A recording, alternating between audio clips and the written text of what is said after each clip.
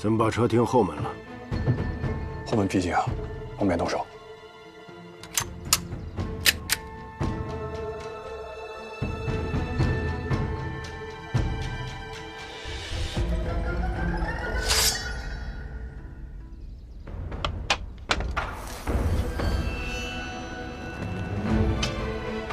张海，你还有什么要说的吗？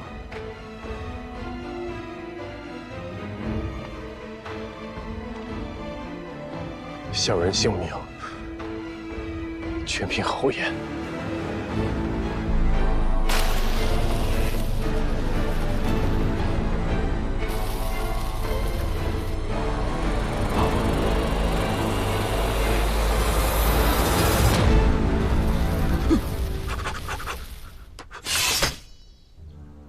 侯爷，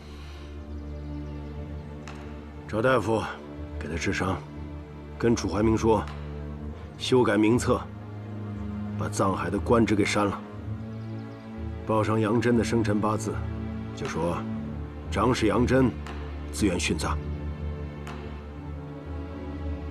侯爷，藏海此人野心太大，难以掌控，该杀。你是觉得本侯不能掌控，还是你不能掌控？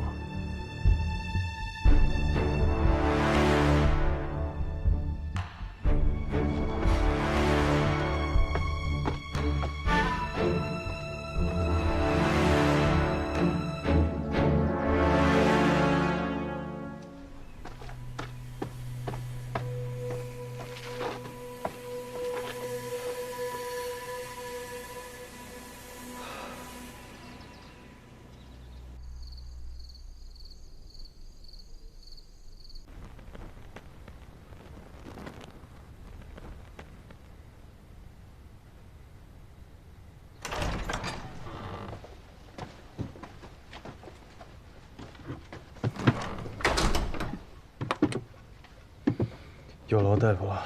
不劳不劳，多给点诊费就行。慢点。师傅，你怎么来了？我担心你啊。放心，医馆那边都打点好了。我今天是堂堂正正摄人府请来的大夫，医术有限，见谅啊。来，我看看。师傅，你再晚半分，今年我可就出不了皇陵了。师傅老了嘛，你惹怒杨真，逼他们出手，只能应战。他们要的是你的命。我要的就是他们对我动手，一旦他们出手，就会露出破绽，我才有机会反败为胜。师傅，我需要你帮我办2件事。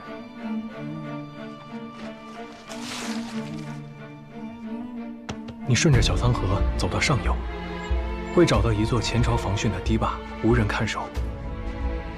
当年幽河改道，致使它的支流小仓河出现地下暗渠，正好途经皇陵。而断龙石的下降由水力驱使，我会利用这暗渠，把小仓河的水引入皇陵水槽。你在太后下葬当日，守在堤坝。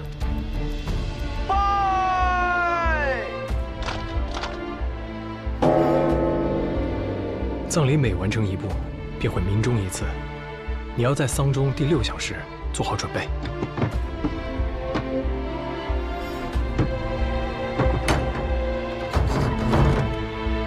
放断龙石！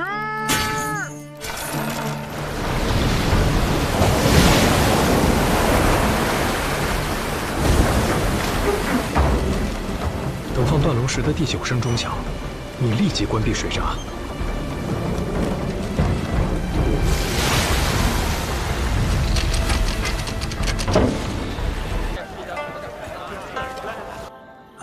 拖欠租金，区区几个小钱，何必要惊动顾大船主啊？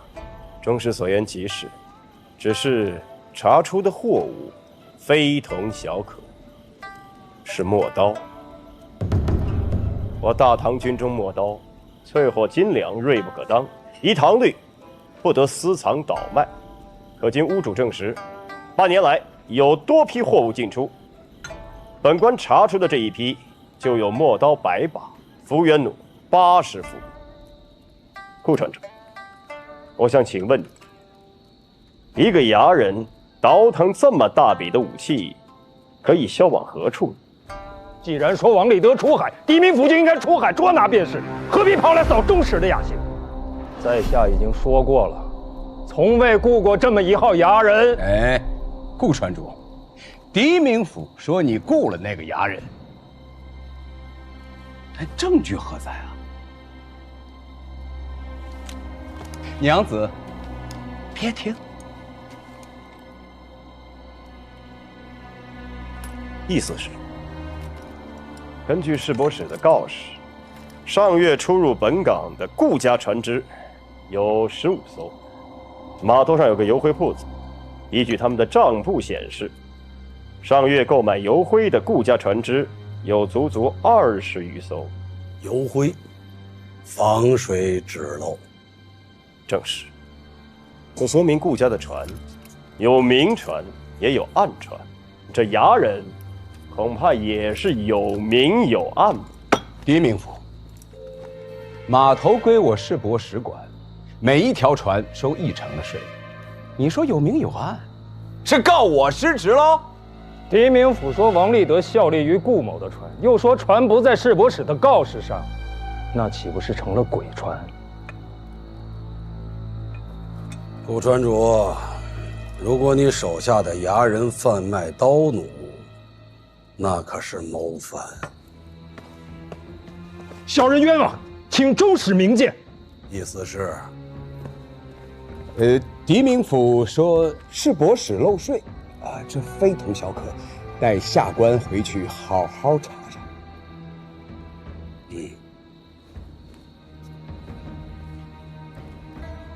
本官初到蓬莱，有些困倦了。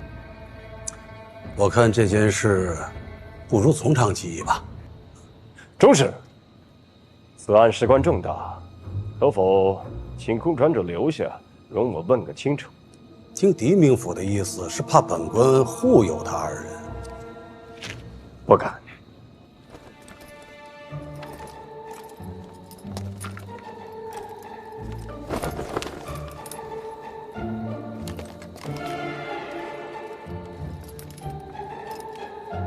兄，你快看！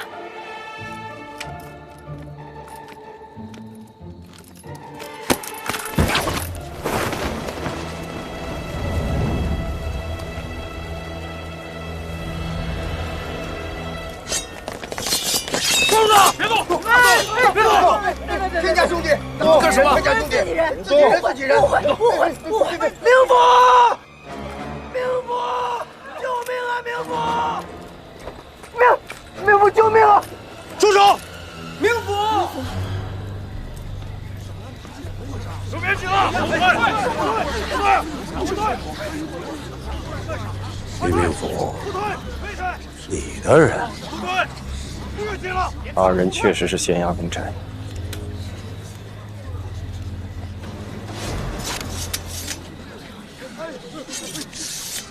那这些是？这些是顾船主。狄仁杰，你突然前来给我下套，要诬陷本官受贿吗？下官绝无此意。帮人退下。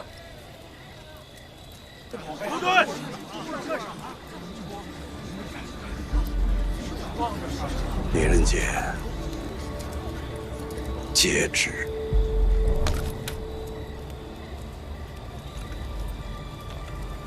往后一致。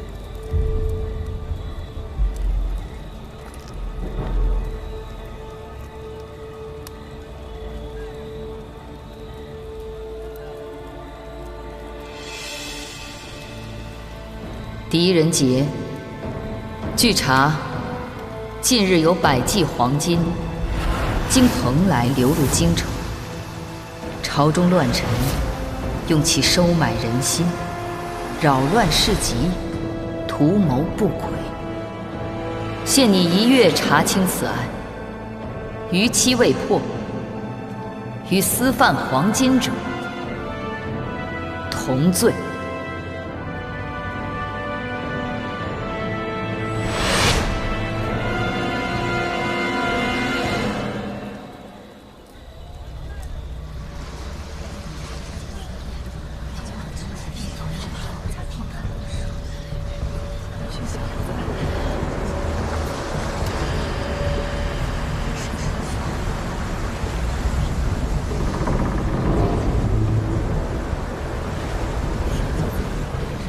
有艘船，看那边，看那边，船过来了！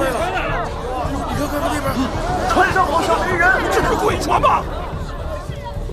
走过去看看。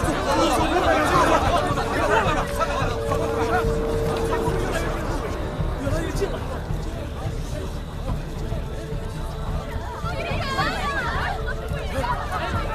船上好像没有人啊！真的没人？鬼船！这是鬼船！奇怪呀！这船掉过来了！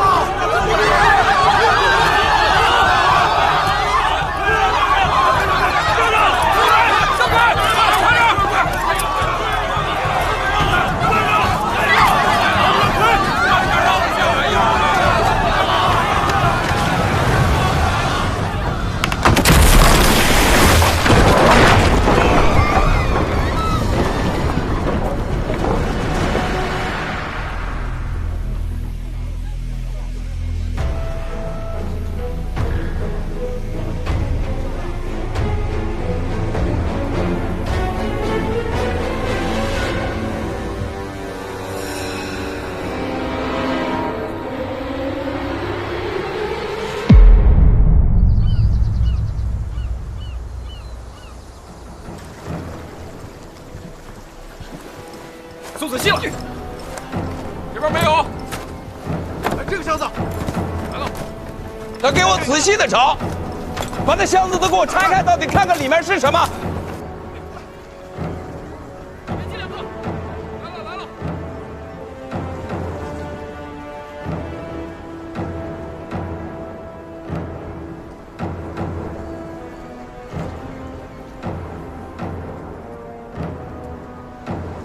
刘中使奉旨办案，昨天晚上，摆明了就是想敲顾船主和意思是一笔，赚足他俩的好处。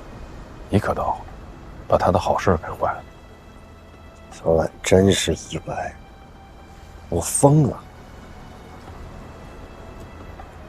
早就跟你说了，小心行事。皇后现在谁也不相信，朝中官吏但凡被怀疑，轻则降职，重则流放。你不能再惹事了，这不是你意气风发成本事的时候。知道了。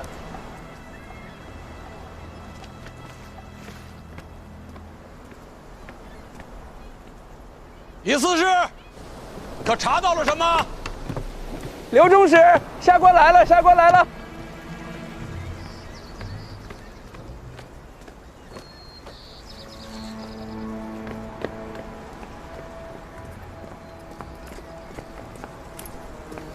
回禀刘中使，这条船诡异得很，确实是条鬼船。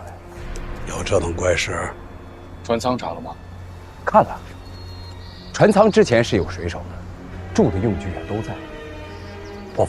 伙房里面还有米和面。如果说是遇到了海盗袭击，杀了船员，那肯定是有打斗的痕迹啊。但是刀痕、剑痕都没有。莫非是他们受了惊吓以后一起跳海了？那船上的货物呢？就是些毛皮、草药，不值几个钱。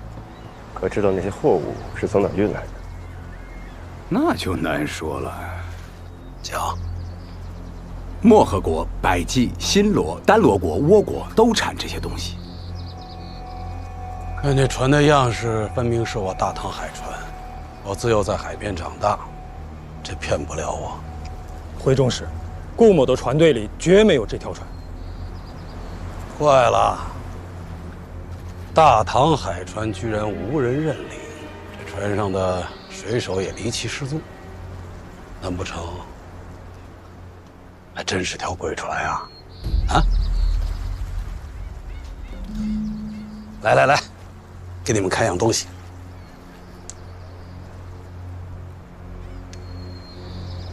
你们看看，这识得吗？这就是2个金子。可有什么区别？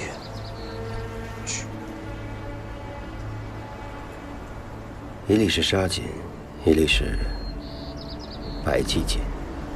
狄明府好眼力。沙金产自河流，都有杂质，便是这一粒。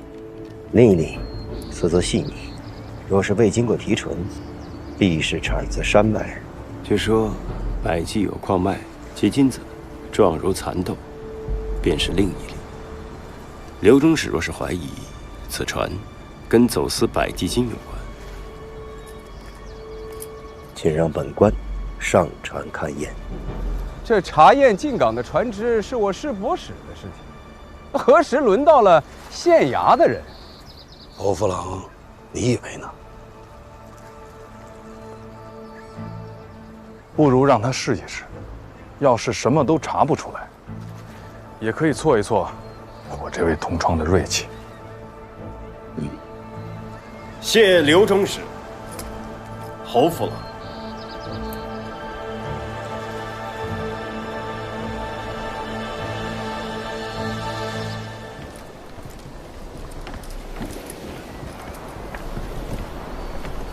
皇后叫你查走私，意思是和顾川主明明都知道百济金，却在那儿装傻充愣，只有你一个人在这儿逞强出头。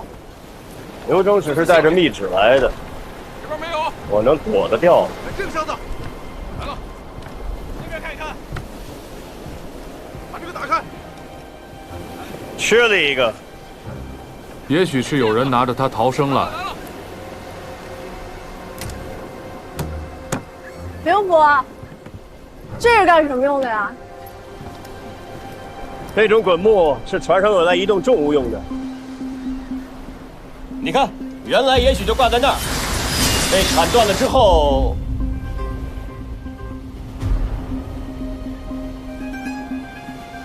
砸下来，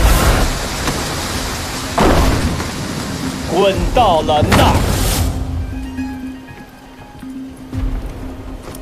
之前就放在这儿，都记下了。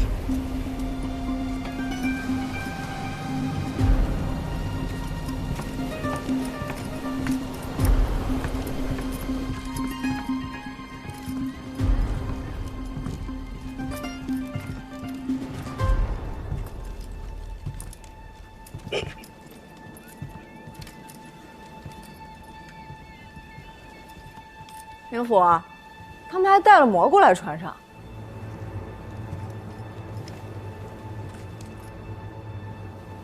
不是带来的，这蘑菇是长出来的，长成这样，至少30天。熬掉出事儿的时间，这船大概是在20天前驶来的蓬莱。20出发，那他们的出发国应该不是漠河国，也不是倭国，他们应该去的是丹罗国或百济。向渔民打听过了，百济金。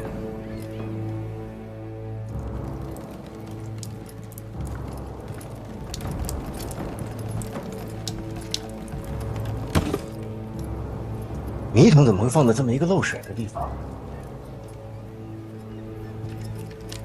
这都已经发霉了。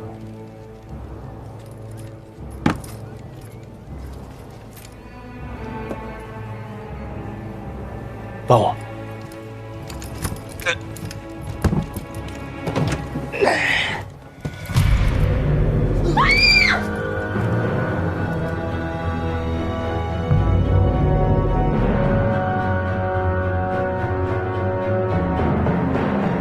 下来，救人。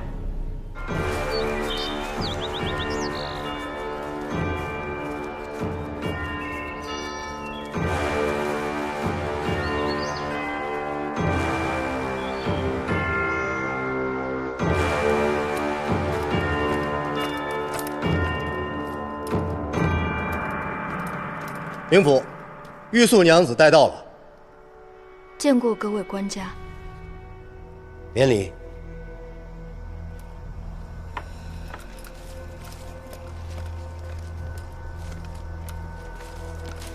请开始问吧。 성함이 어떻게 되세요? 어디에서 오신 거예요? 저 백제 사람입니다. 백제는 탐락신화가 해마다 전란이 지주되고 있습니다. 저 살급을 잘 만들어요. 나라에 와서 장사하고 싶어요. 오리사는 제 직접 형이에요. 그냥 형 따라 배 탔는데 지금 모두 다 칼 들고 있어요. 너무 무서웠었어요. 이것만 만들고. 가는 도중에 방향을 여러 번 바꿨는데 하얀 자기 손을 봤어요. 여기서 다 죽을 거라고 형이 너무 두려웠었어요. 그날 무슨 일이 있었는지 모르겠어요. 좀 갇혀 있었어요. 며칠 동안 갇혀 있었는데. 그런데 이튿날까지 기다렸는데 어찌해도 판자가 안 열리는 것이오. 그래서 내 마구 소리를 질렀는데 아무런 회답조차 없었다고. 等到第2天，他怎么推也推不动板子，拼了命的喊也没有人回他。如果不是被你们救了，他早就饿死了。问他可认得此人？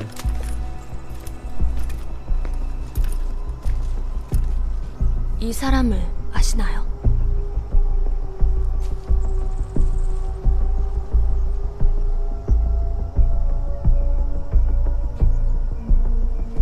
狄明府，别受这百济人的诓骗。从百济到蓬莱的航道上根本就没有小岛，单凭这一点，就足以证明这个瘦子在胡说八道。他不是饿疯了，就是在故意骗人，他的话没一句可信。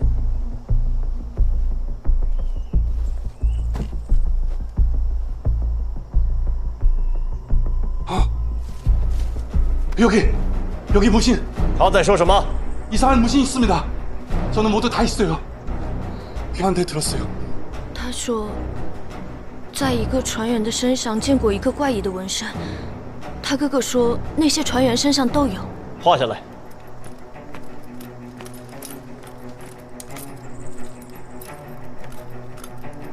여기 보신 거를 그려주실 수 있어요?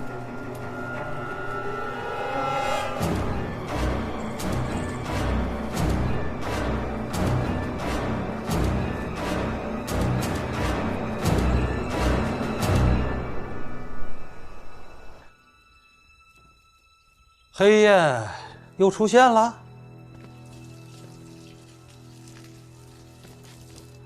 是。那时你们还小，不知道，这会儿前朝余孽曾经很是嚣张，散落各地，是先帝的一大隐患。后来是哪年来着？啊，贞观14年。 剿灭颇有成效，基本剿绝，剩下的也都灭了。那次剿灭该托谁的福来着？狄明府，你的父亲狄之训功不可没呀。回中使，狄之训当年的案子早就已经平反了。 而且也没有直接的证据证明他与黑焰有勾结。狄之训当年是受到威胁，才选择自尽身亡。不过，正如您所言，这销声匿迹多年的黑焰又卷土重来了。狄明府，你觉得这走私百济金的是这伙人吗？以现有证据，尚不足以得此结论。那还不快去查？是。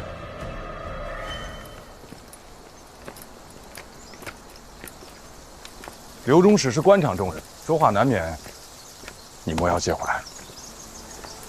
前尘往事，不甚了了。射手无妨，只是没想到黑焰又卷入这大海。贞观14年剿灭过他们，今日一样可以。这次你我协力，一定可以。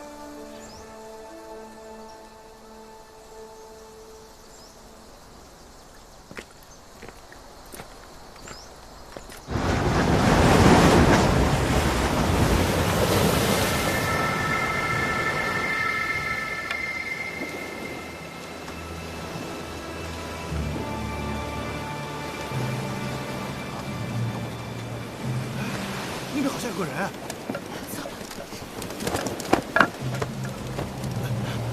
你怎么样了？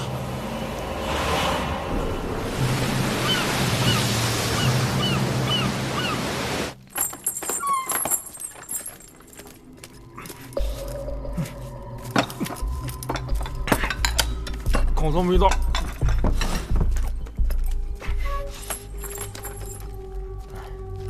这都第5顿了，这傻小子被吃坏了。你说了他又听不懂，反正意思是说了喂饱的，管那么多干嘛？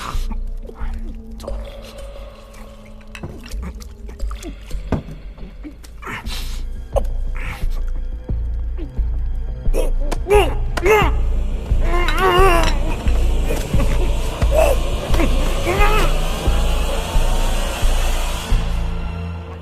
确定他是噎死的。我一早得到消息就去查验了，从他欧洲的食物当中并没有发现什么毒物。饿极了的人是不能这么暴饮暴食的。谁让他这么吃的？一盘。明府，红叔，海滩上飘来一个人，像是那个鬼船上的船工。死的活的？活的。通报刘中使侯副郎，升堂。禀明府，此人全身腥臭无比，我们给他冲洗过了。下去吧。是。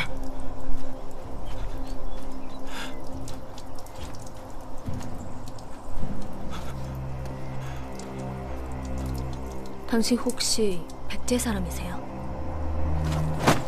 官家，替小儿申冤。你到底是百济人，还是我大唐的子民？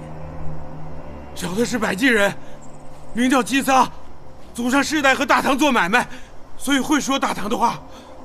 既如此，说说你们的船。是那个姓王的，押船衙人，杀了所有的水手。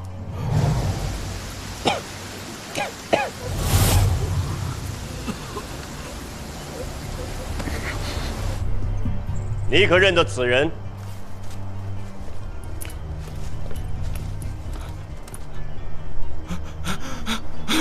认得，认得就是他，王立德，王立德。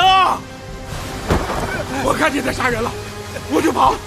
他追我到甲板上，我万般无奈之下，所以才跳船的。跳海的时候你拿的什么？一块木板。不是葫芦吗？不对，是一块木板。我就这样趴在木板上，幸好随身携带了钓钩，我每天就钓鱼，才活了下来。在海上漂了10日，匪夷所思啊！你说王立德杀人，那他为了什么？小的不敢说。为何不敢？小的怕被砍头。大胆说！刘仲使在此，定替你申冤。那小的就说了。有一日，小的在后甲板，听见王立德跟别人密谋，说这条船私运了一大批黄金，有1大箱。王立德还说，这批黄金跟庞来的很多大人物有关系，其中一个就是……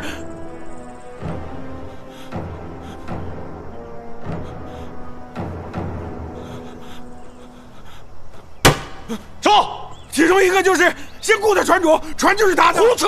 这是横线。姓易的官家。血口喷人你！县令也收了他们的好处，好像叫姓狄。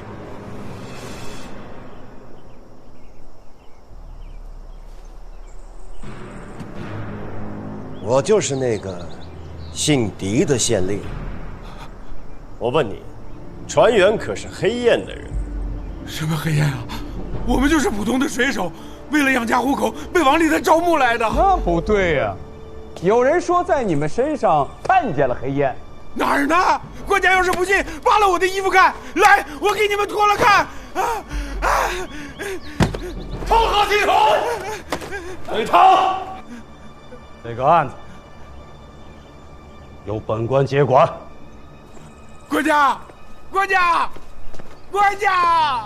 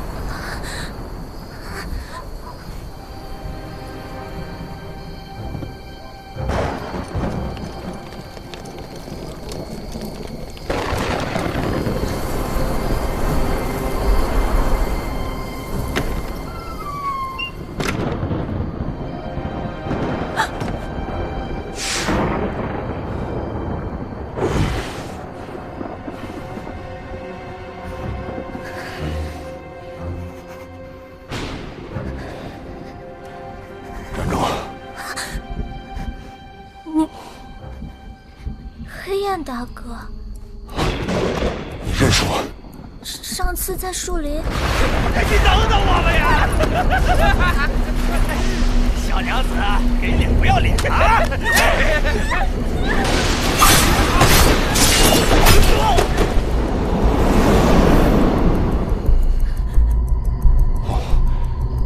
是你。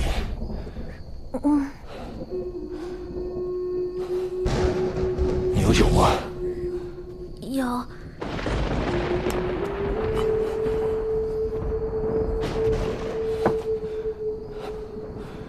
你会弹滨州小调吗？未曾学过。那随便弹个什么？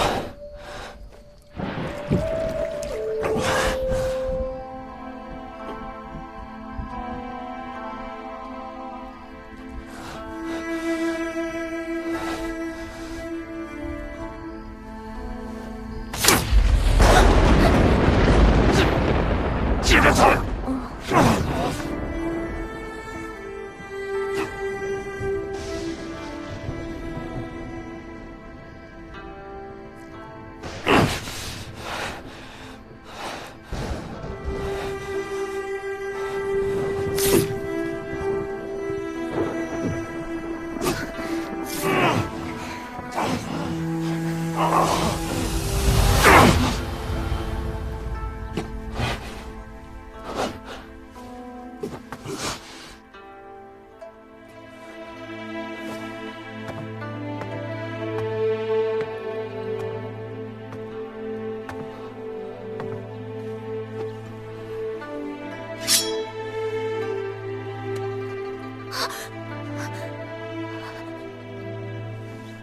我是不是也不应该说那2个字？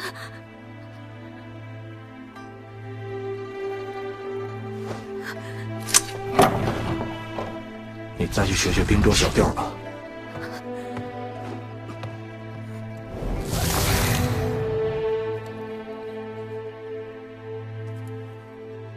不要跟我说这种话！你给我出去！以后不要再让我看到你！滚！我还会再回来的。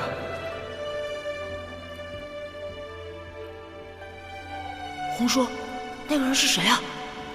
他是一个家主不喜欢的人。你阿爷是罪业，你阿爷是叛党。你再说一次试试。我说你怎么了？难道不是吗？再说我阿爷一次试试。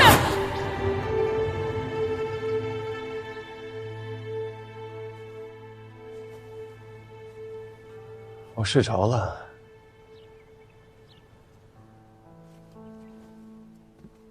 也就半炷香的时间。实在是抱歉。能为冥府分忧，荣幸之至。你的曲子总是能让我心绪沉静，思路也为之而清晰了。如此甚好。这次的案子不好破。最近朝廷命官聚于此，总能听到集市上快马传令而过，就算足不出户，也能感受到暗流汹涌。想必冥府是为了此事而心烦吧？好喝。市井传闻说，此事是由一个叫黑燕的团伙。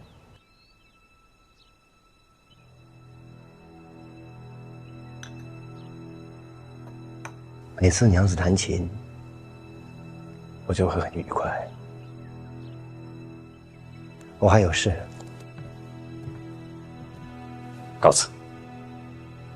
冥府保重。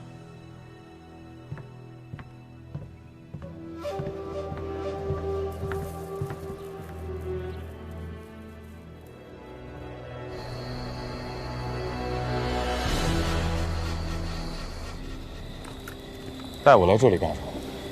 刚才打听到，看船的士卒说这是船上闹鬼。闹鬼？我请你来陪我一起捉鬼。怀英，你莫说笑。刘中使对金桑用了刑，可这泼皮一口咬定，从市舶使到县衙都与黄金案有关。说我也，你信吗？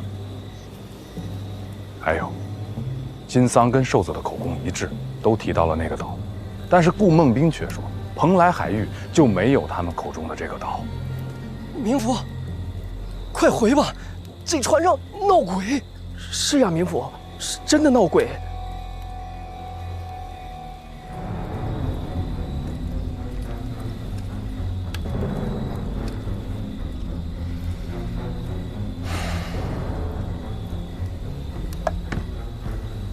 请。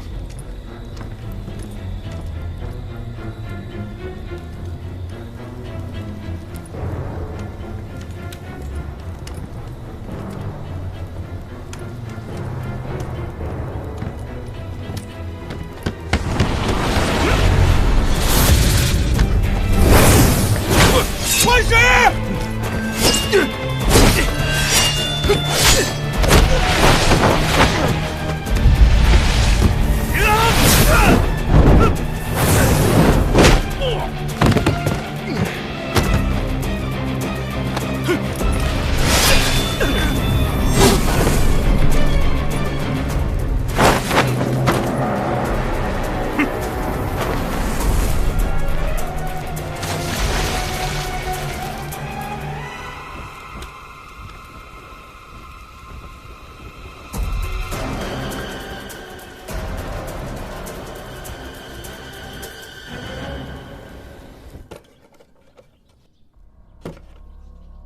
这是签新本，远航时测量星辰用的。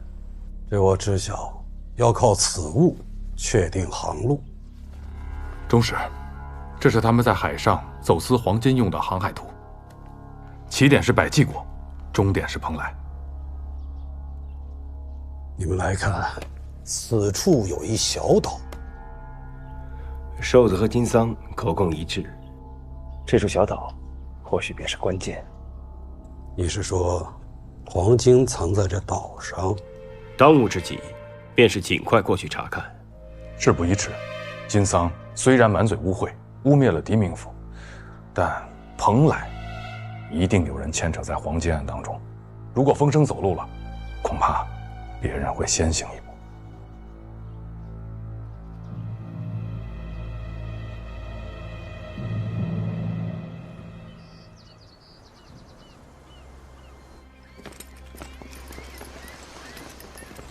都使，市舶使派出2条战船为您护航，我会半年左右，不是重视。押上船。是。走。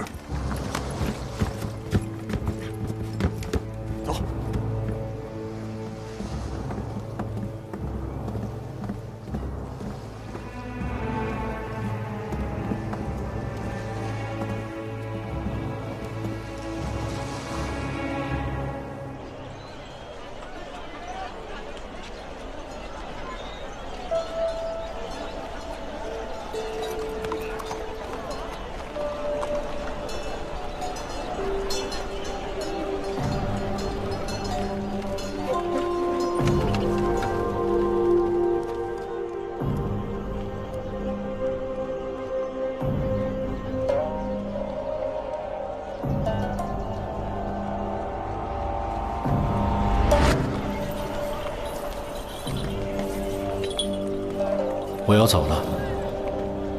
小云却想要飞得更高，就要去更远的地方。出去走走吧。困在这个笼中，终究是只能供人玩耍。早安，小娘子。咱们有缘再见。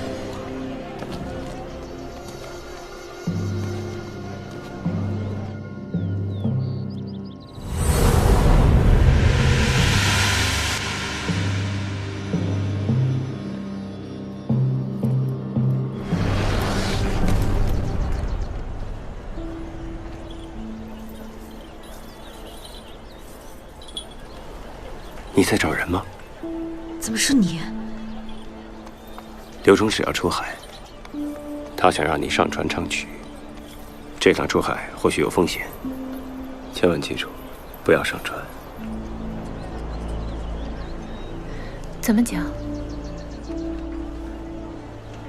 黑夜，找个由头，不要上船，不要上船。多谢民府提醒。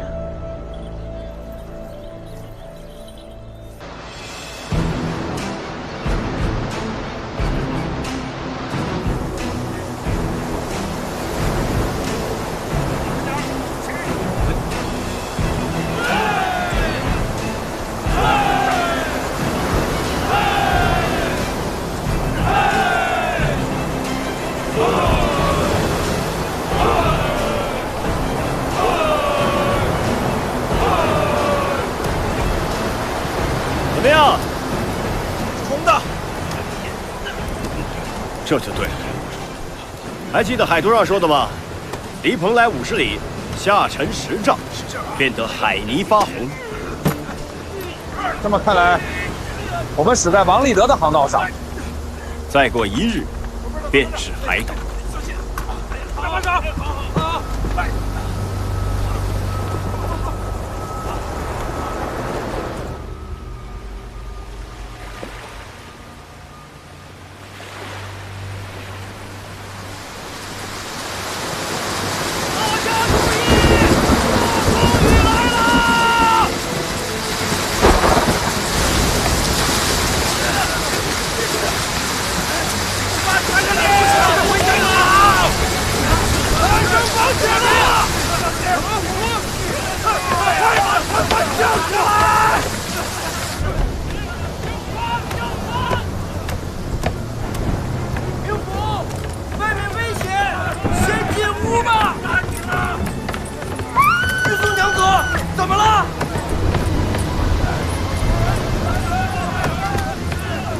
玉宗娘子，你没事吧？玉宗娘子，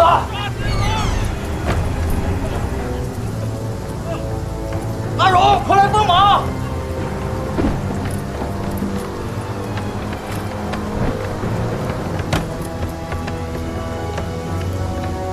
刘忠如实，有请2位娘子上楼献曲儿一首。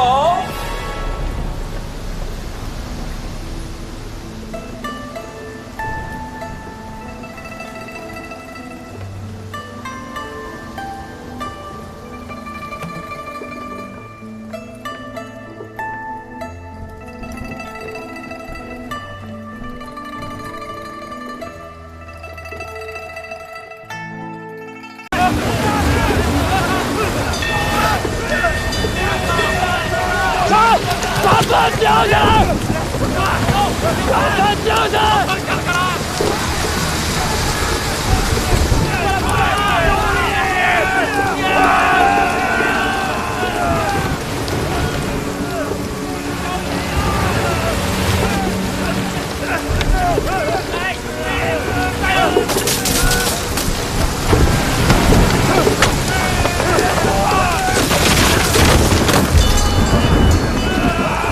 走上看！快上来！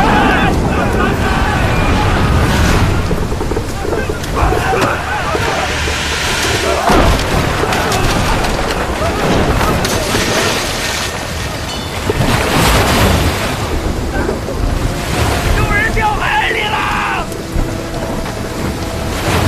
救人！快！不好了，船主，鬼楼被人破坏了！你鬼！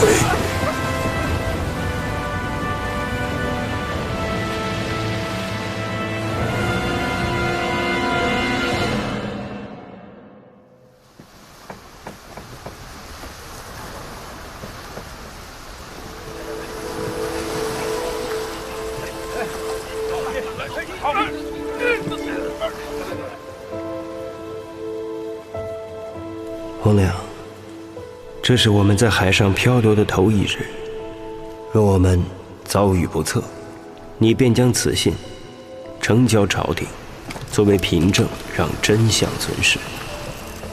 昨晚经历风暴，船上竟藏有歹人，将桅杆和船舵破坏。可歹人究竟是谁？为何让我们困在海上，不得而知。我们已与船队失散，昨晚搜检一番，待今日再做考量。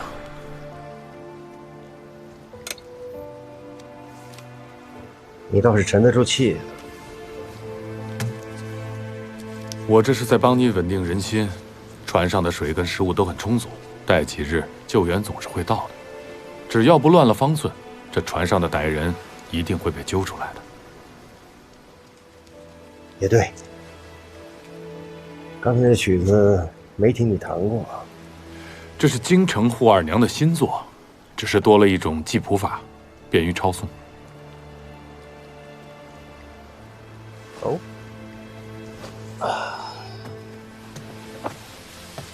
哎，洪亮跟你带的什么东西这么大一箱？出海还要处理公文吗？是这几日找到了一些新线索。还有在县衙里旧书阁找到的古籍，昨日我读了一些，颇有收获。出去转转。好。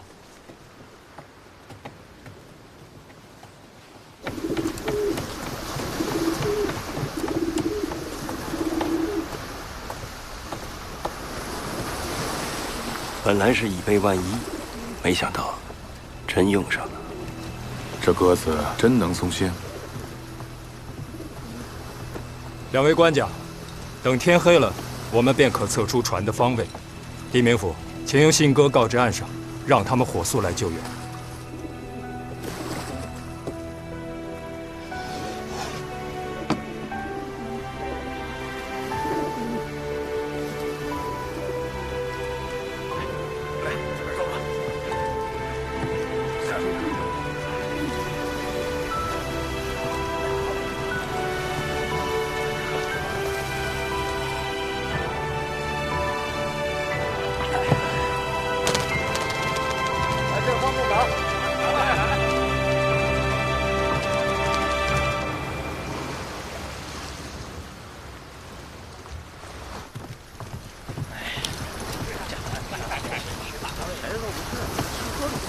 哎，大家，蔡姑娘晕船，我去前舱取点水。哎，取水啊！好说。来给我们唱个曲儿啊！是啊，唱一个啊！你就这样当羽林军的？你少多管闲事！小兔子收死你！洪父老来了！走，兔子走。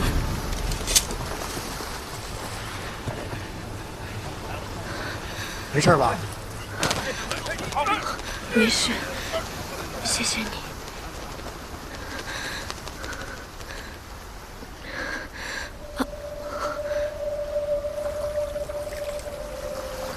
想到什么了？王立德的航海图。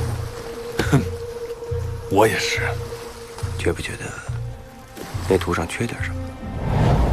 王立德每到一处便会观测星辰，然后和航海图上的标记核对，以防偏航。出事那天晚上，按瘦子的说法，王立德把船停在了某处。假如他是在等什么人，那航海图必定有标记。没错。可偏偏我们找的那张图没有这个标记。不愧是刑部出身，一下就抓到了要害。怎么找到确实的标记？侯府郎、狄明府、刘中使召集诸位去舱室。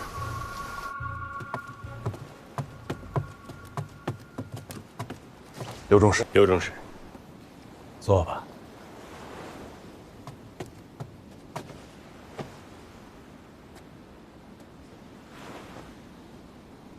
把金桑带上来吧。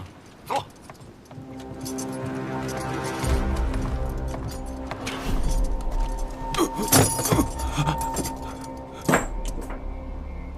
本官虽说一直待在宫里，可脑子并不糊涂。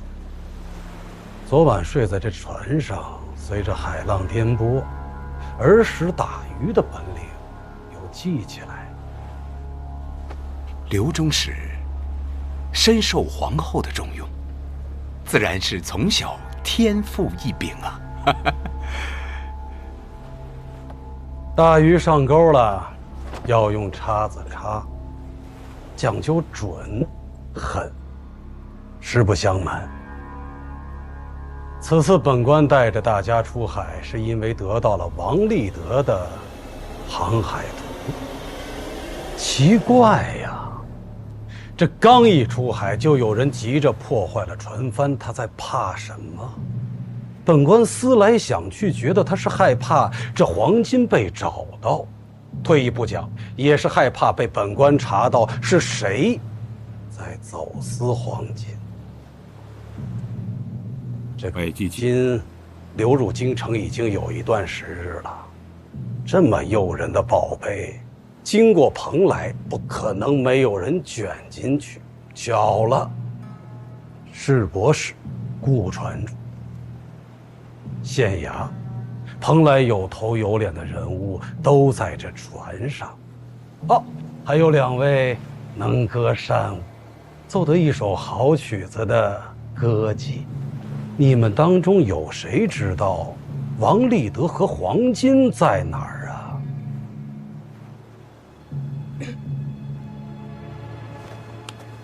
中使不辞劳苦出航，小民自当拼死效力。可说到王立德和黄金，小民真的不知道。那你手下也不知道吗？回刘中使，小的只是顾船主手下的一名衙人，一向奉公守法，也没有见过王立德和黄金。可据我所知，这百济国歌妓是你举荐的。那时狄明府在船上找到一名百济人，小的让玉素姑娘去翻译。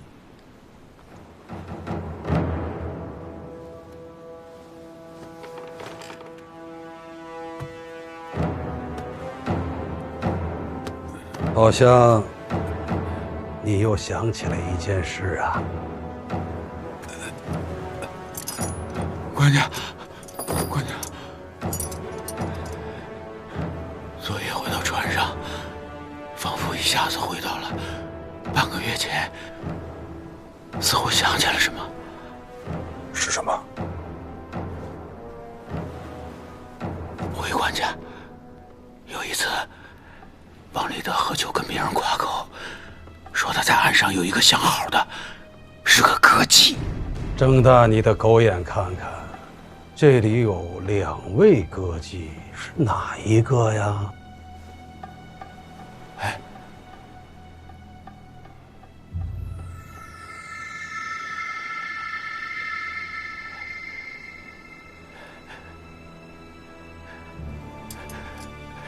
回官家，小人没亲眼见过，着实认不出来。不过，王立德曾经说过，这个歌妓是个百济人。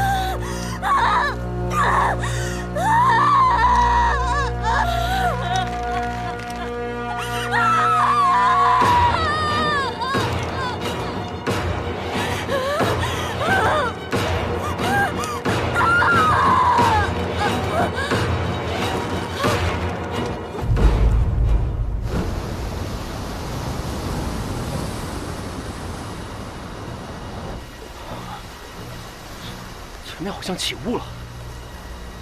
是啊，越来越大了。快通报一下！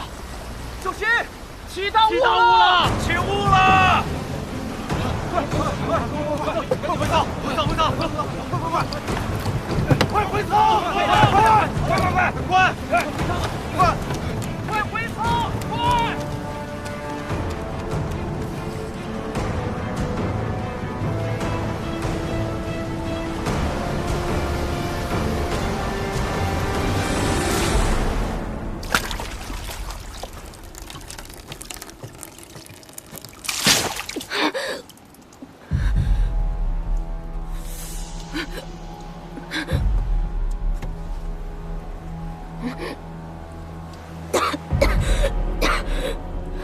好大的胆子！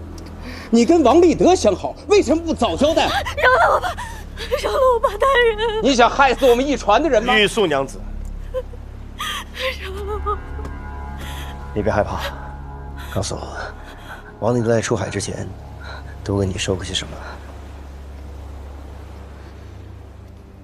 他说这次会走1-2个月，会赚一大笔钱，会回来替我赎身，会娶我的。男人的这种话他也信？他平时都跟什么人来往？不知道，不知道，不知道，不知道，真的不知道。黄金在哪？我真的不知道，不知道，不知道，那就慢慢想。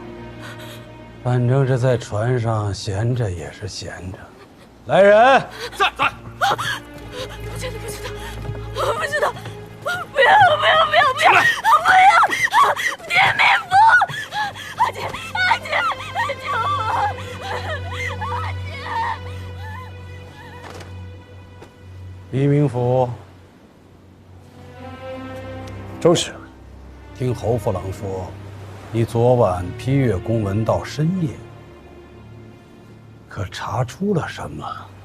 既然说到这里，正好，下官有一事要请教。意思是，我市舶使有小船4只，大船1只，用作港口巡逻之用，对吗？守护码头、稽查税金，这是我们市舶使能够出航远海的只有大船，对吗？那又怎么样？10几天前，也就是7月初6，意思是亲率大船摸黑出海，至天明才返，对吗？跟王立德出事是同一天。是。黎明，这一个金桑还不够，你也诬陷我。出海巡航怎么了？那些贩私货的经常划小船在半夜靠岸，我是收到了线报的。我为朝廷卖命，到你这儿还成了罪状。下官只是想请教一下。请教？你是请教吗？你不如直截了当的问，你就问我，为什么会这么巧？为什么在王立德出事的那一晚我也出海，对不对？是啊，为何这么巧啊？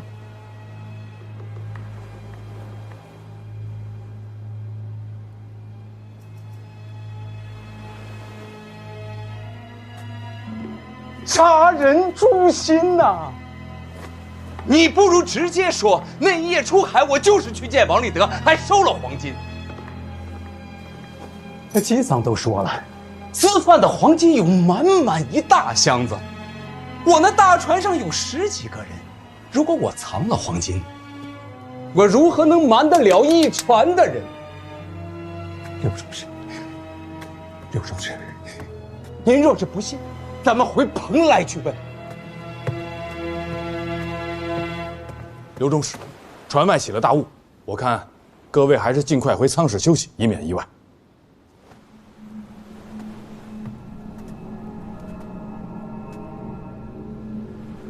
回头再查。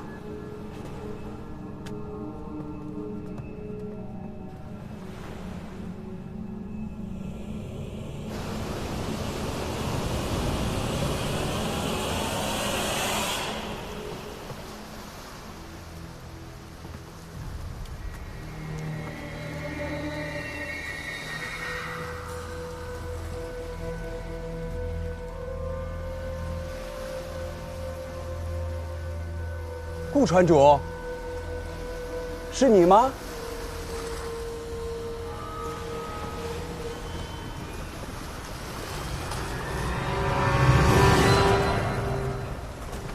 黎明府，顾船主，大雾天，我四处查看一下。顾船主，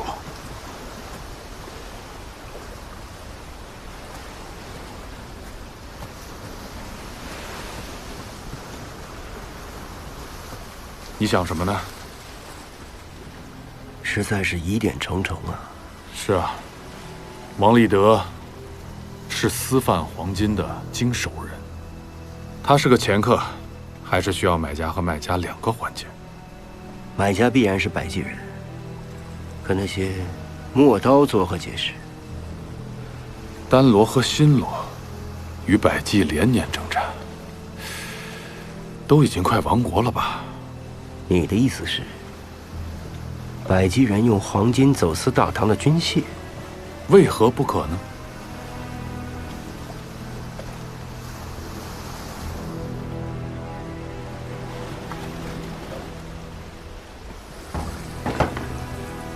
雾散了，都出来吧！大家出来干活了！哎，北京出事了，一四军出事了！你死是？快看，我真的是义大人！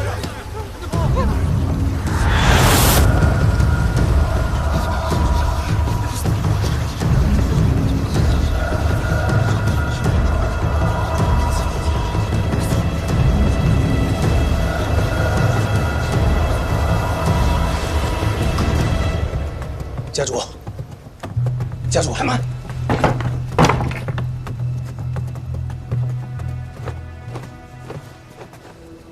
往这边开上，老子不单独睡了，我就睡这儿了。白凯，你挨着我睡那儿啊！你们2个睡外边。是。只要我出去，就寸步不离的跟着。那个龟孙子敢藏在暗处害我，他一冒头，你们就给我白刀子进，红刀子出。自杀，还是被人所杀？回中室，正在查。所有事情皆无定论，干什么吃的？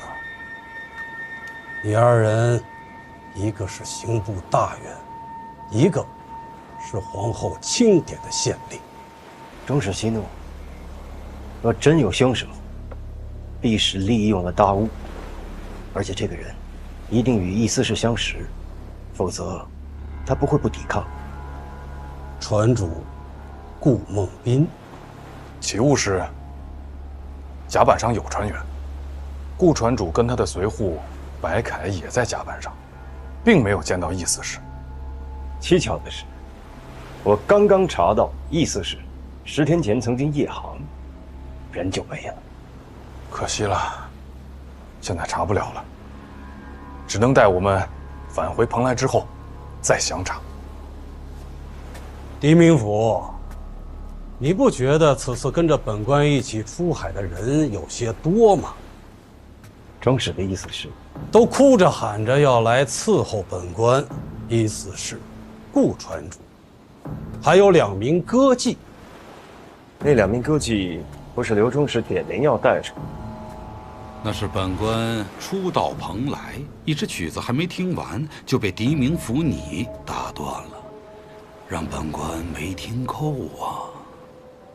可是上了船以后，我发现这百济歌妓未讲实话。依我看，这船上没人说实话呀。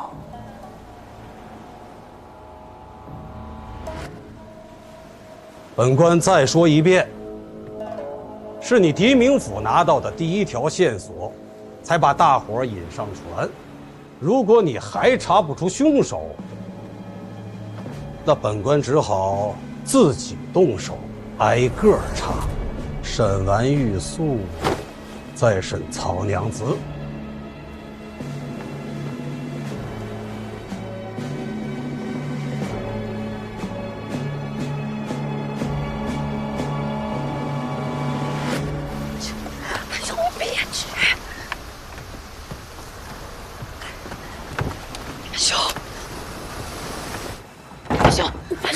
玉素，玉素，玉素，好渴呀，我想喝水。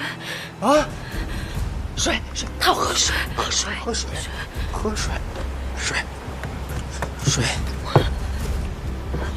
快点，还剩流水，快点，把门打开。兄，开门。玉素，坚持住啊！2把手上，快点！玉素，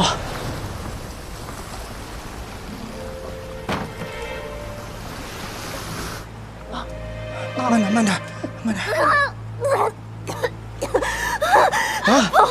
怎么了？好疼。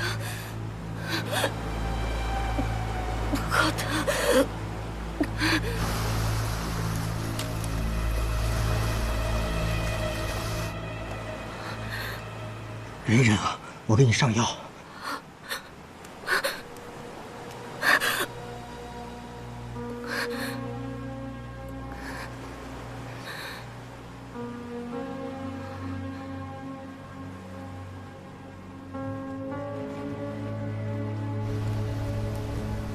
再来2个人，来了，打到手了。当心啊！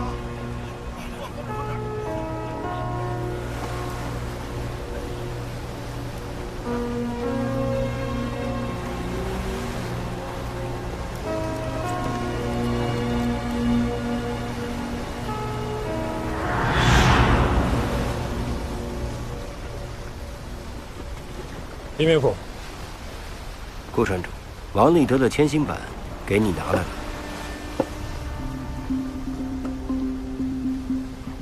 各家签行板的大小有出入，如果想还原王立德当时的观测，就必须用他的签行板。6指板太小，换7指板。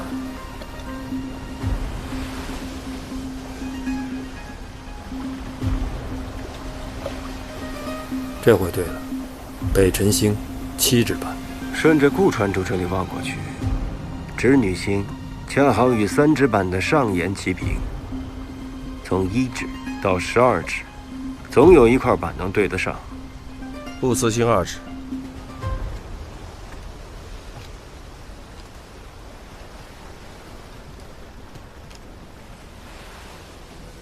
北辰星6指，织女星8指，不死刑2指，奇怪，哪里怪了？之前在刘中使那儿，我看过一眼王立德的航路图，那上面标记的北辰星、织女星和不死刑，也是6指、8指和2指。桅杆坏了，船舵也坏了，可我们还航行在王立德的航道上。我们被洋流推着走，看来他的航路正好也顺着洋流。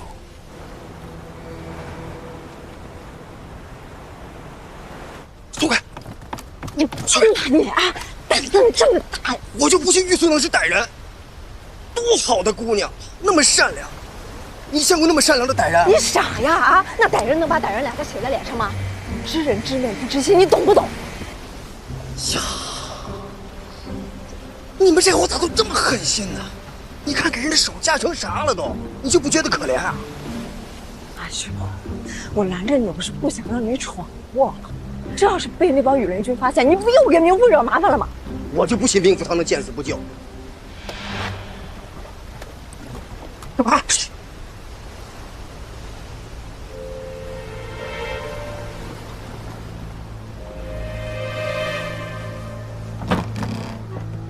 哎，白开，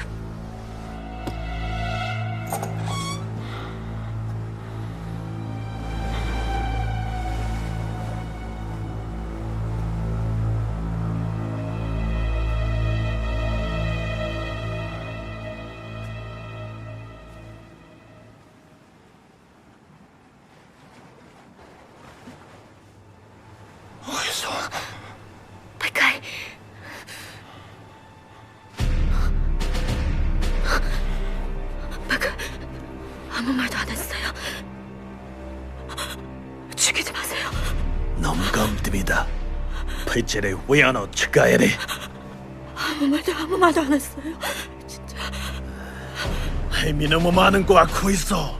응? 죽이지 마세요. 东阳，原来你也是百济人。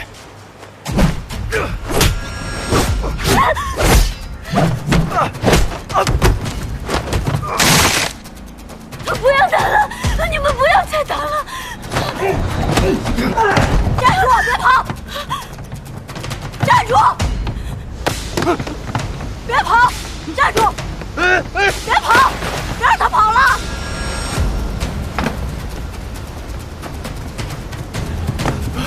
站住！他是百济人。这又怎样？你为什么抓我们唐人？看来你们百济国是真有亡国了！胡说！小在敌后我们百济人，我跟他们拼了！你到底是什么人？百济国虎贲军长期校尉。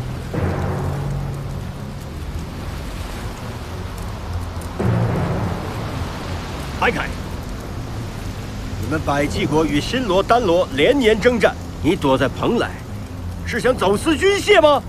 你让玉素接近王立德，是为了控制他，对吗？白凯，하지 마세요。让他走，玉素是无辜的，他什么都不知道。会主，죄송합니다。王立德为你这次偷运黄金，他人呢？不知道。白凯，把刀放下，此番只会治你一个走私之罪。王立德只是掮客，他提供不了那么多的军械，他背后一定有朝中的大员。告诉我，你的大员是谁？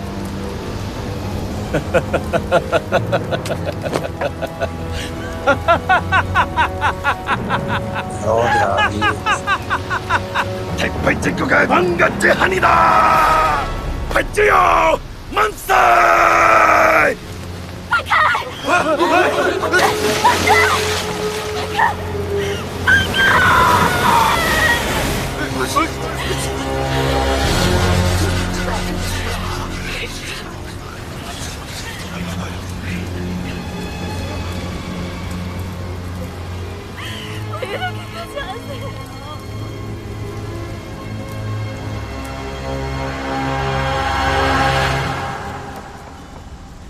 一昼夜之间，船上变故极大。一潘已被谋杀，白凯拒步身亡。根据千星版的测量，我们一直顺着王立德的航道漂流。黄金案的线索已经逐渐清晰了。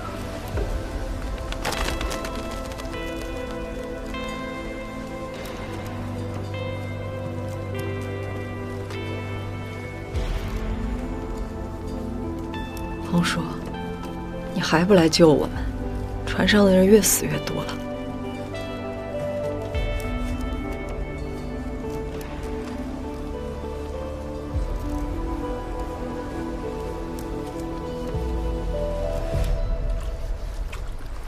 不要杀我！不要杀我！不要杀我！玉素。 玉素，乔代，儿子，别怕别怕，乔代和鼎明府替你求了情，让你回船舱先休息。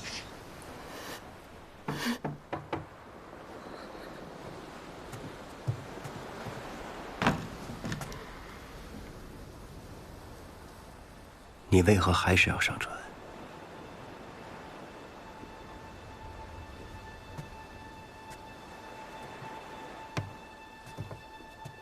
秦明府，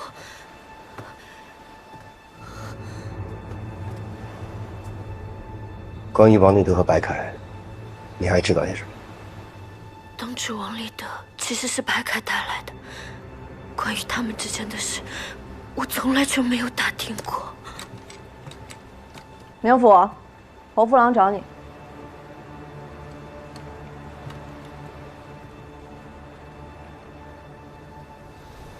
如果你想起了什么，告诉你儿子，让他来找我。是。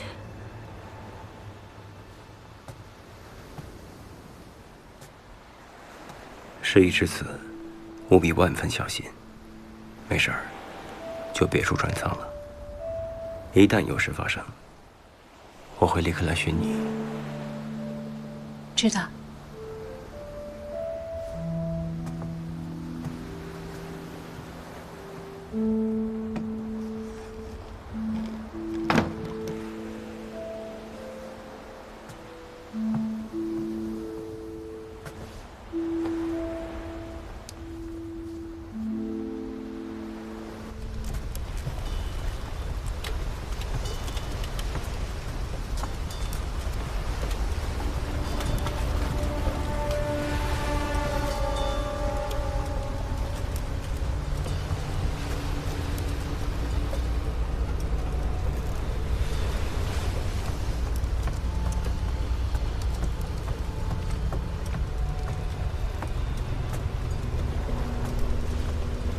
你找我？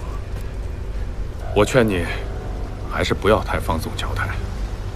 羽林君跟我告状说，玉素被关押的时候，他去了很多次。我是担心这件事情传到刘仲士那里去。我知道了。我总觉得玉素身上还有秘密。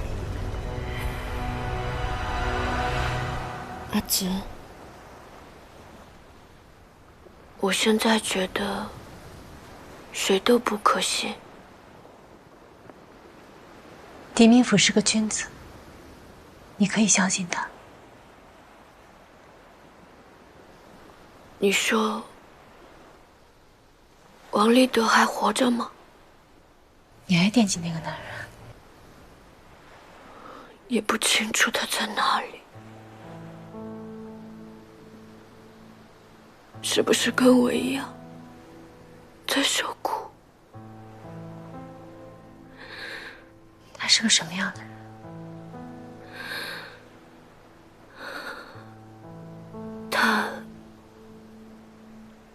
他心地很好，说认识我之前最喜欢金子，可见到了我，就觉得什么都没我重要了。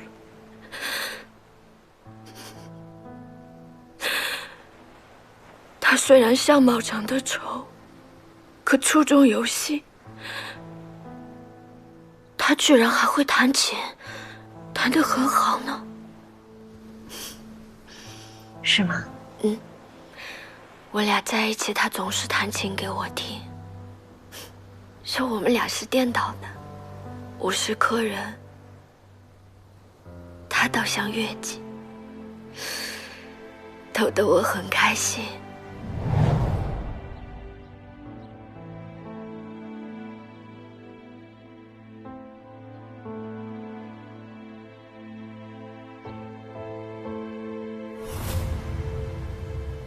他出海前那一次，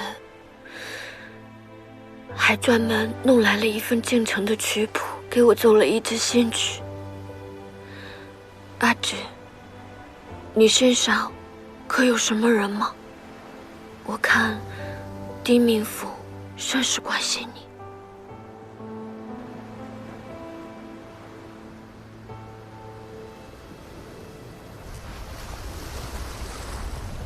夜里惊涛骇浪，白日里却是风平浪静。其实这潮汐和星象，我也略知一二。我祖父是名战将，曾经出海征战，后来天下太平。他老了闲来无事，非要将这些传授给我。我那时还小，根本听不进去，没少被他老人家责骂。这次到蓬莱，又看见了海图和千星版，不由想起他老人家的传授来。倒是从没听你提起过你的祖父啊。那你也没问过呀。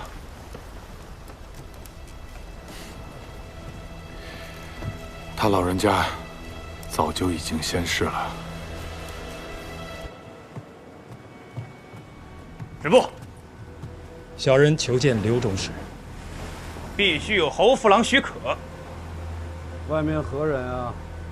是在下，有要紧的事儿。进。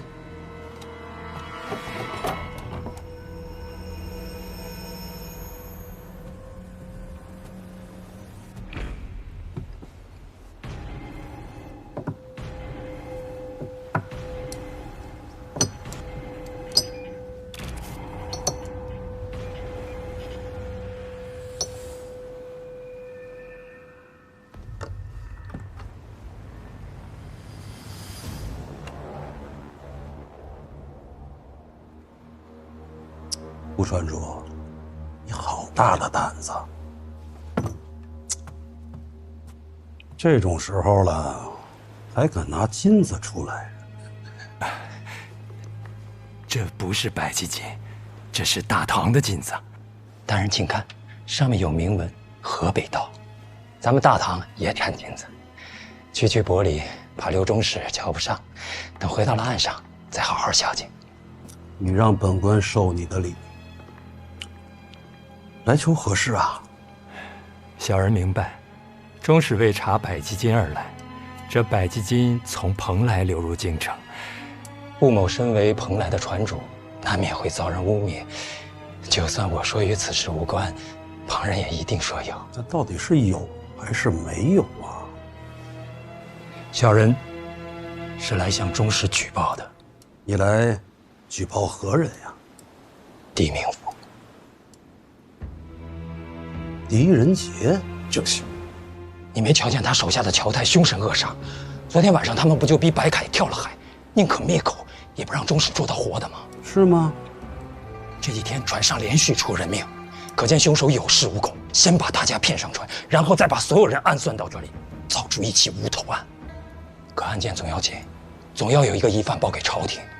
意思是已经死了，在下思来想去，觉得狄仁杰嫌疑最大。狄仁杰一向与蓬莱的歌姬过往甚密，中士不知道吗？你是说弹琵琶的曹娘子？船上一共就2个歌姬，曹娘子是他的红颜知己，玉素是王立德的相好。假如狄仁杰跟王立德是一伙，秘密控制着走私黄金呢？当时船上的百济瘦子一被找到，狄仁杰为什么急着让玉素来做翻译？还不是怕瘦子说漏嘴吗？说漏什么？也许瘦子已经说了，只有玉素听得懂，秘密就在玉素那里。所以到了船上，玉素一被收押，狄仁杰一伙就急了，派乔太去探望，羽联军士兵都可以作证。有这回事？眼下，他又把玉素安置到曹娘子舱里。中使不信，可去查看。如果情势危急，狄仁杰一定会露出马脚，再去包庇玉素。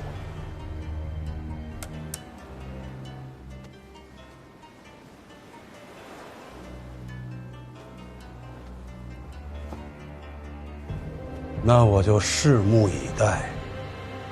如果他真敢如此，那他就和这黄金大案脱不开关系。